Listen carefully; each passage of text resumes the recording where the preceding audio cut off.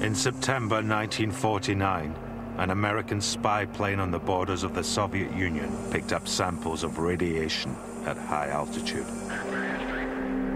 As President Truman explained to the American people, it could mean just one thing. We have evidence that within recent weeks, an atomic explosion occurred within the Soviet Union. The world had woken up to the threat of nuclear weapons 4 years beforehand, in 1945. To end the Second World War, the Americans had dropped an atomic bomb on Hiroshima in Japan. It became clear then, whoever controlled such weapons could alter the balance of world power. For 4 years, America alone had the technology. But now, with the news of these secret Soviet tests, it seemed the communist world had caught up.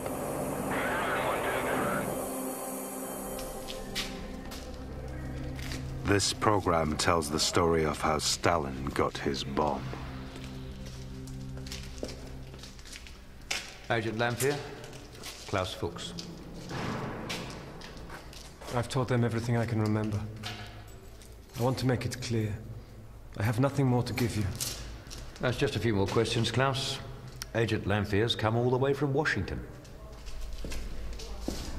8 months after the Soviet test, in May 1950, an American agent of the FBI was given permission to question a British citizen serving time in Wormwood Scrubs. The prisoner's name was Klaus Emil Fuchs.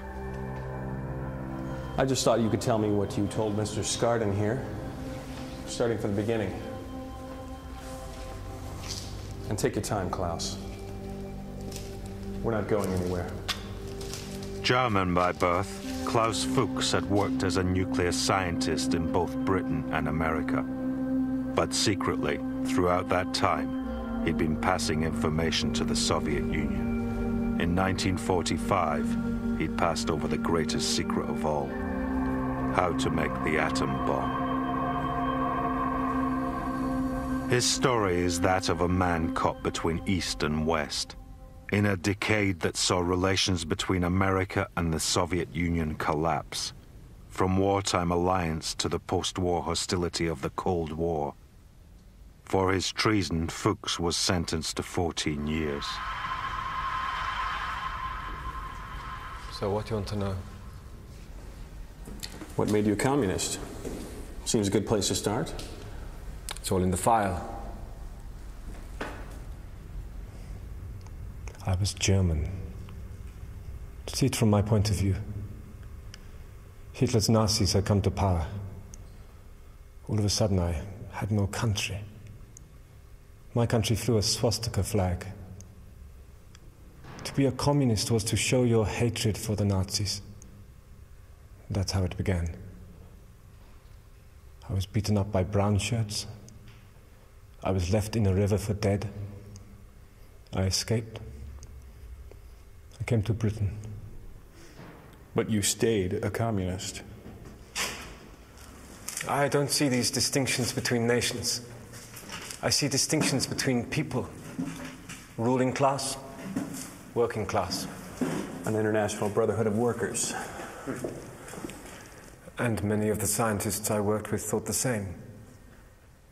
In Britain, in 1941 this was, I read communist literature, Marx and Lenin. It was exciting. Exciting? Because it was so scientific. For the first time, a theory explaining how people behave, the building blocks of how society works. If you understand the building blocks, you can control history, build a better future. Meanwhile, we were studying the atom, the smallest building bricks of matter, learning to control nature. We thought there was nothing we could not achieve.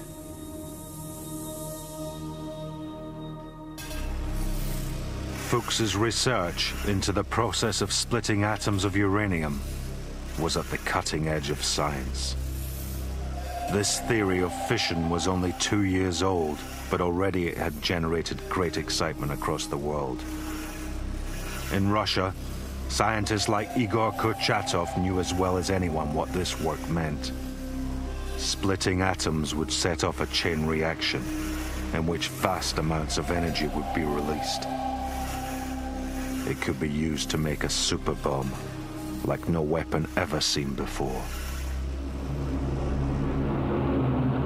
But in June 1941, 1 month after Fuchs began work for the British, the German army invaded Soviet Russia.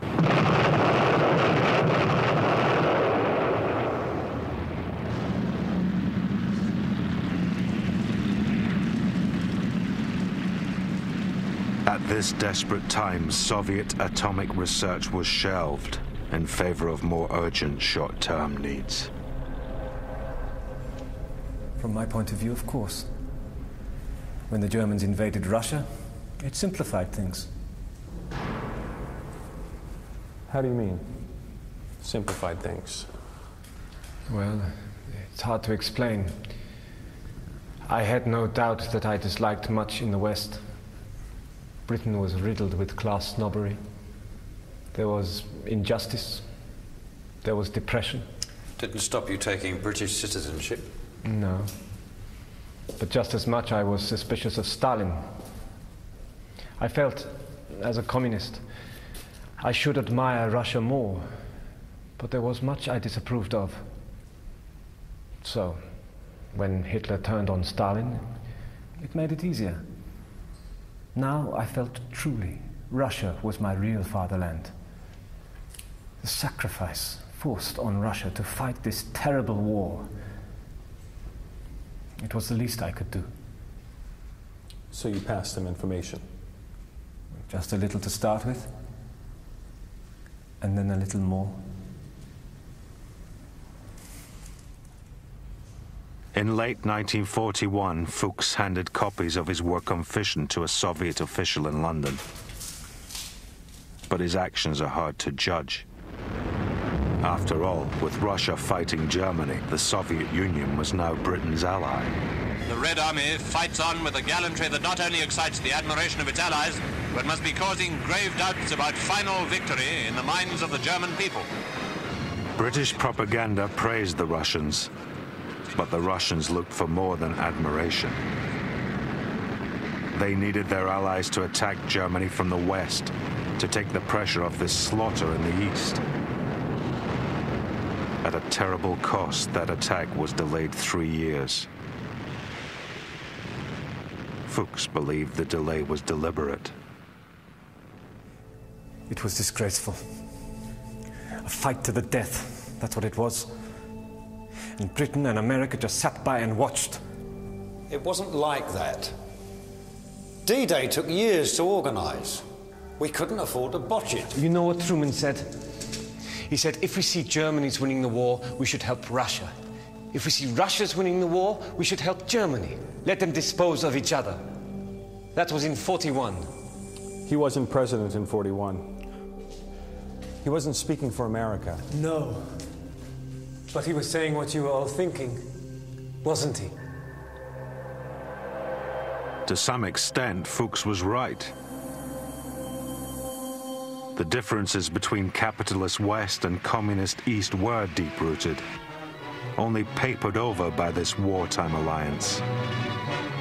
In fact, it was the war itself that showed many in the West how powerful Soviet Russia had become. Russian bayonets and Russian tanks.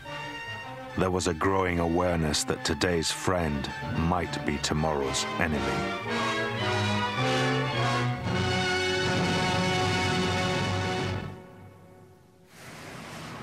In 1943, without telling their Soviet allies, the British and Americans combined their atomic programs, and Fuchs moved with the British team to America. They lived and worked in a U.S. Army camp at Los Alamos in New Mexico. The Manhattan Project boasted the greatest concentration of scientific talent the world had ever known. Their vital task: to produce an atomic bomb before the Germans got there first. Despite his natural awkwardness, Fuchs made friends in Los Alamos, but all the time he was living a double life. It was as if I'd split my mind into two separate compartments. In one compartment, I let myself make friends and be free and easy and happy. In the other compartment, I kept my duty to Soviet Russia and my meetings with my contact in Santa Fe. Codename Raymond. So, yes, in my mind, my fellow scientists were both friends, but also people I could betray. In 1945, the Manhattan Project was ready.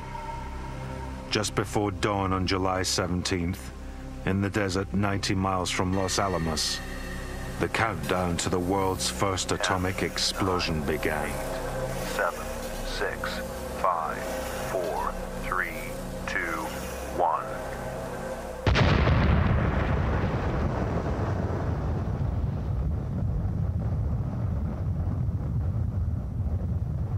We had prepared for it for so long, but still it left us astounded. This extraordinary force we'd unleashed, as if we'd conjured up the sun itself. We stood there in our dark glasses. There were shouts of celebration, but also such awe.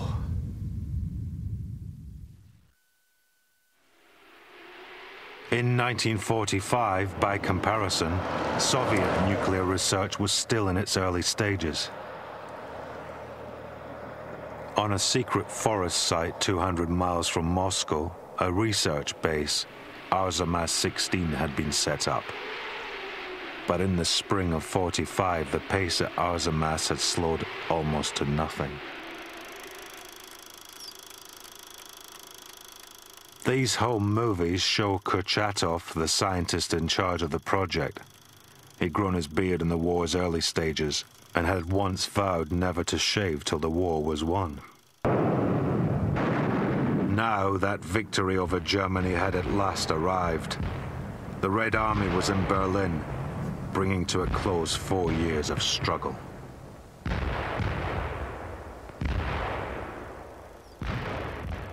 As Kurchatov's biographer later described, it seemed for the scientists the pressure was now off. We've been building a cyclotron, a uranium graphite atomic pile, and other structures. You saw them being built from the lab windows. And now, almost at once, you felt the tension lifting. Because with the fascists wiped out, it was clear to everyone this new weapon would no longer be needed for victory. Instead, we thought we could turn our efforts to finding peaceful uses for nuclear energy, developing breakthroughs in medicine, cheap energy for power to lighten human labor, research for the good, not destruction of mankind.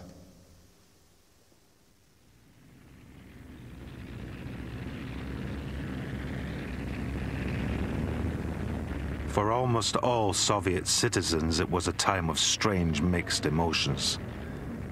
The war had hit the Soviet Union unbelievably hard. 27 million people are thought to have died. 25 million left homeless. Industry was ruined. Famine was near. But at least the war was over. Despite everything, this was a time of triumph. And in this triumph, Soviets and Americans were shoulder to shoulder, as never before, joint conquerors. At the victory parades in Red Square, American generals stood at Stalin's side. It seemed to ordinary Soviets that out of suffering might at last come a time of peace in which to rebuild. But it was a naive hope. And it was the bomb that woke people up to this naivety. So far, no ordinary citizen, American or Soviet, knew of the existence of nuclear weapons. But in August '45, just 3 weeks after the Los Alamos test, atomic bombs were exploded for the first time in anger, for real.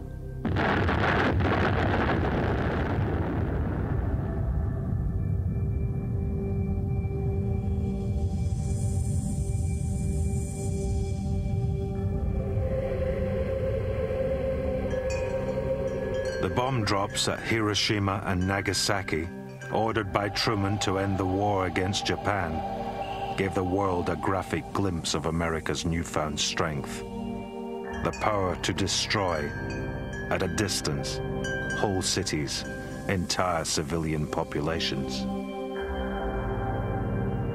To the Russians, Hiroshima seemed a direct warning, against which their cities had no defense.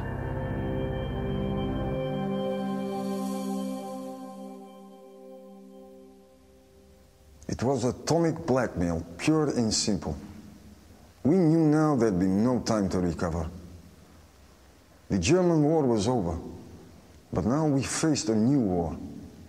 Not of blood, but of nerves, against our former ally, America. And we, the scientists, were in the front line. Kurchatov was called to Moscow. There was a meeting. Stalin told him, "One demand of you, comrade. Give us the bomb in the shortest possible time. We are in great danger."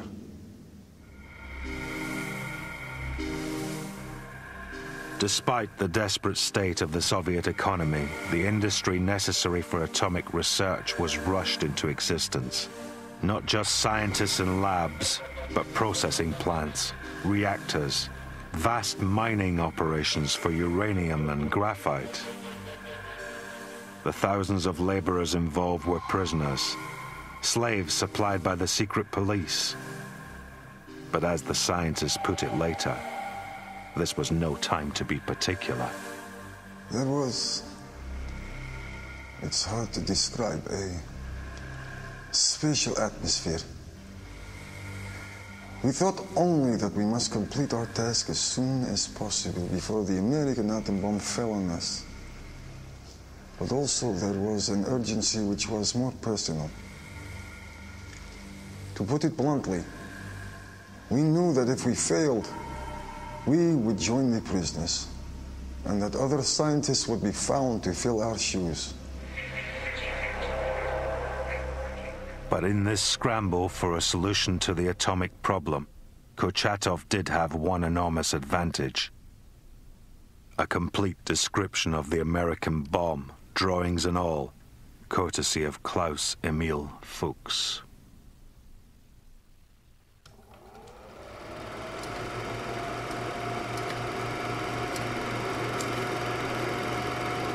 Was this the man?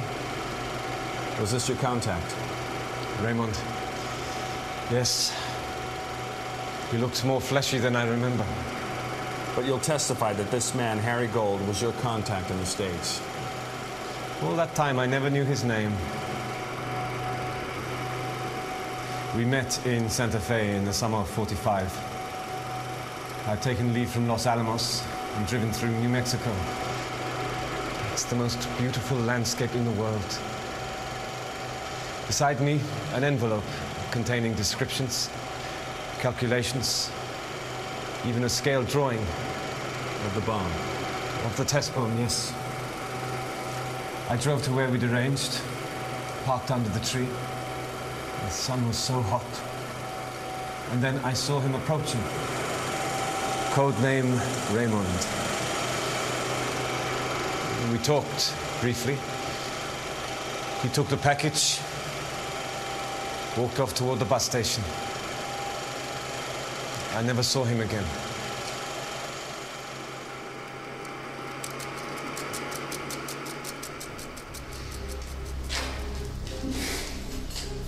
When he was caught later, Fuchs never showed any regret for what he'd done. Only a sense of double responsibility, that having helped make such a terrible weapon for one country, he then handed it on to another. The FBI estimated his treason pushed Soviet research forwards by at least 5 years.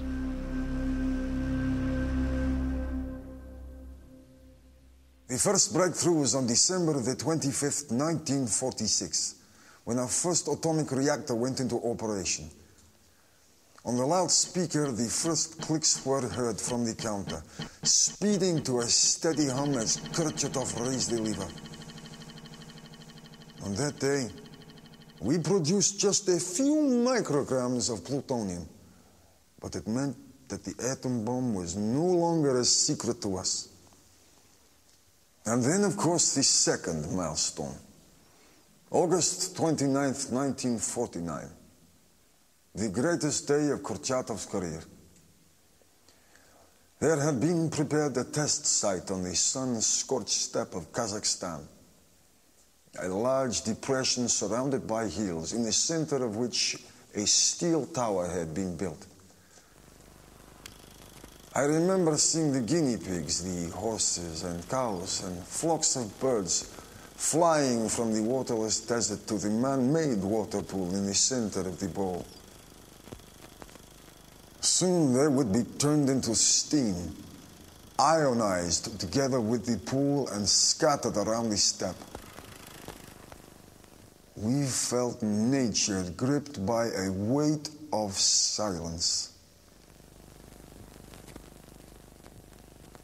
And then...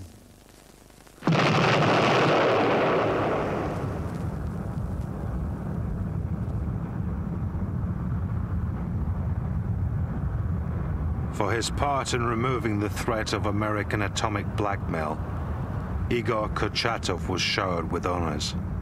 The Stalin Prize, the Order of Lenin, a hero of Soviet labor. Meanwhile, the Americans began their search to discover how the Soviets had got their bomb so soon.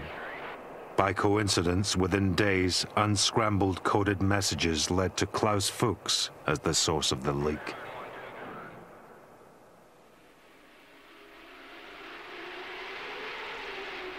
Within just 4 years, the arms race moved on once again. This time, the Soviets overtaking the American lead.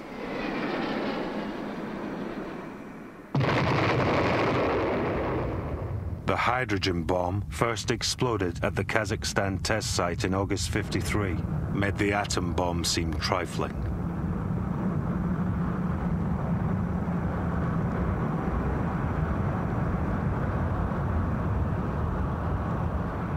Kurchatov, the bomb's designer, is said to have muttered, "It's monstrous, it's terrible, it must never be allowed to be used." Such weapons cast a shadow on superpower relations for the next 40 years.